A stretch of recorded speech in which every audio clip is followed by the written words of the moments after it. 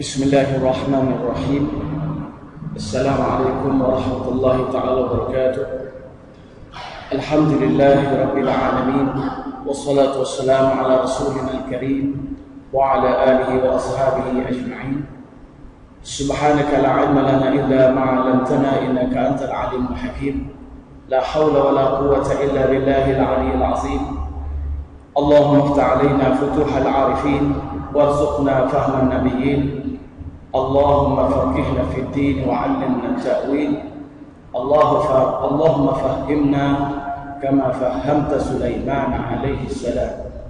Rabbana atina fid dunya hasanah wa fil akhirati hasanah wa qina adzaban nar.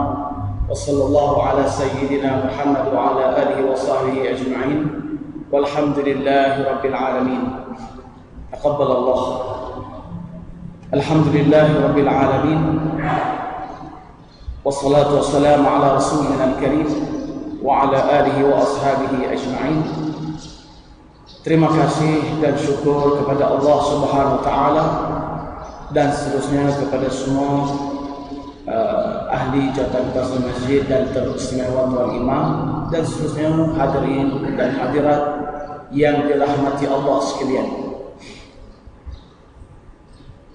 Pada minggu lepas kita telah melihat kronologi ringkas, yaitu urutan bagaimana bibit-bibit awal benda ini berbangkit dalam masyarakat kita. Yakni persoalan tentang kalimah Allah ini mula dalam tahun 1986. Cuma di sini sekali lagi kita tegaskan bahawa kita tidak hadir untuk membuat keputusan dari pihak kita. Apa yang kita cuba telusuri, melihat pandangan-pandangan dan juga pendapat-pendapat semasa dalam perkara ini. Kerana pernah saya bila bentangkan kronologi isu kalimah Allah ini, dikatakan kronologi yang saya sebut itu berat sebelah. Jadi terpulang sama ada tuan-tuan untuk menilai dari sudut mana. Jika sekiranya tuan-tuan melihat keputusan terakhir yang berlaku 2-3 hari lepas sebelum hari raya itu atas dasar politik, maka terserah kepada tuan-tuan. Tetapi dalam malam ini, sebelum saya mengemukakan usul kajian, saya terpandang beberapa pandangan. Tapi masa kita ringkas, saya bawa 2 sahaja dahulu malam ini. Pandangan yang pertama iaitu satu metodologi yang digariskan oleh Ustaz Taib Azamuddin sewaktu isu ini berbangkit pada tahun 2009. Jadi saya akan on video ini dan minta tuan-tuan dengar. Lepas tu kita ambil pahamannya, insya-Allah.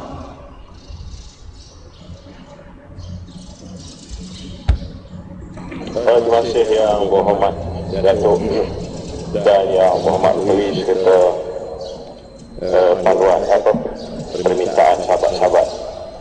Saya terpanggil untuk cakap ni bukan di atas bermaksud dengan kepatian, tetapi lebih fokus kepada kesucian Islam itu sendiri.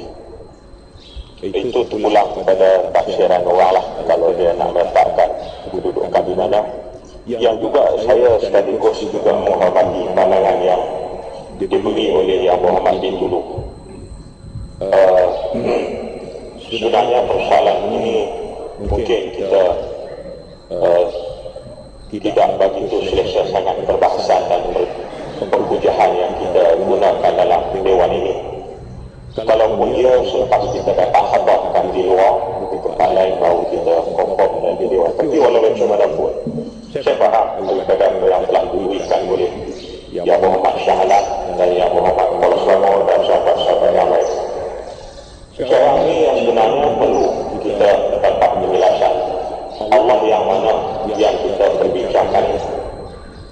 Tapi kalau Allah Subhanahu wa taala yang berkonsepkan tauhid dengan Allahus Samad, Allahus Samad, dia tauhid As-Samadiyah dengan tauhid Al-Ahadiyah yang bergantung rapat dengan yang lain-lain uluhiyah dan rububiyah, hanya berada pada Islam dan tidak ada pada yang lain.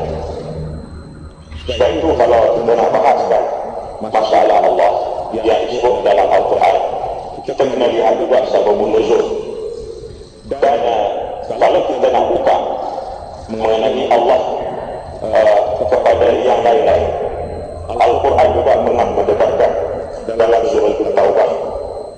Wa qala al-yahudu Uzair ibn Allah wa qala al-nasara al-Masih ibn Allah.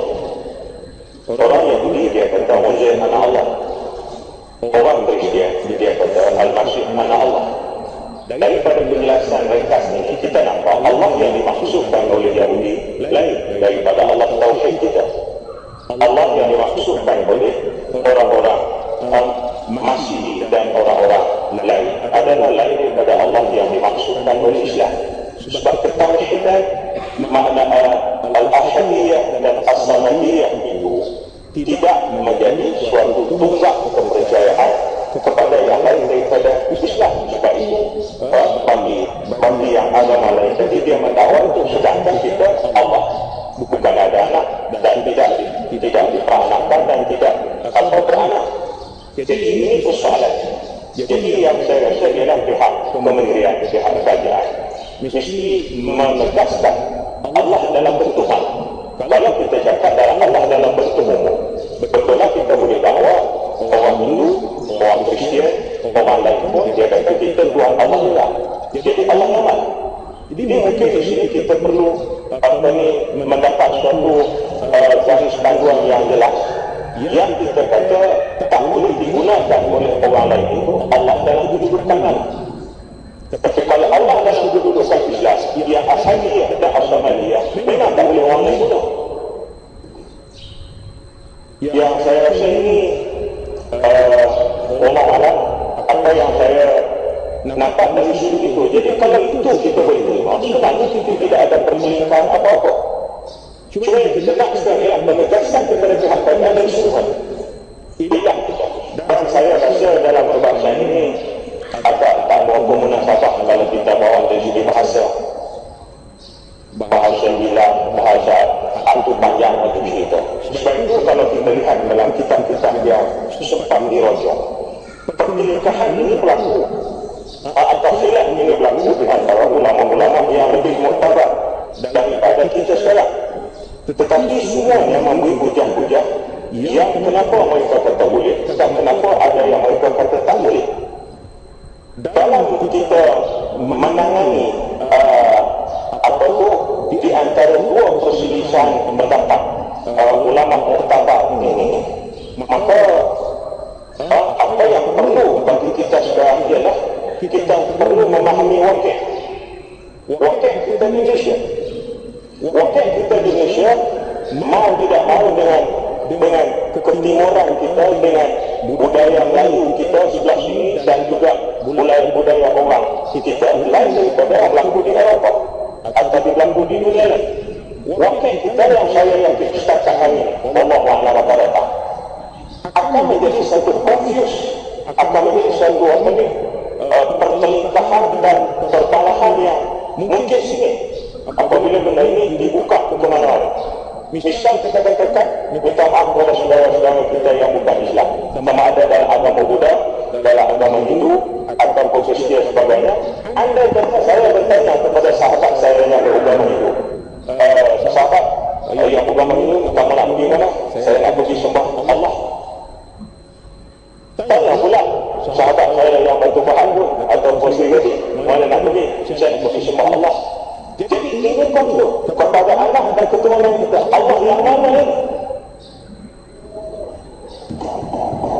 Allah yang nak pergi ke nikah, Allah yang mana? Dengar salah. Sebab itu saya lebih suka dalam konteks ini kita Itulah saya menasihati termasuk diri saya sendiri untuk berlaksana. Dalam masalah Islam, dalam masalah menyentuh akidah, dalam masalah menyentuh agama, saya rasa kita tak biasa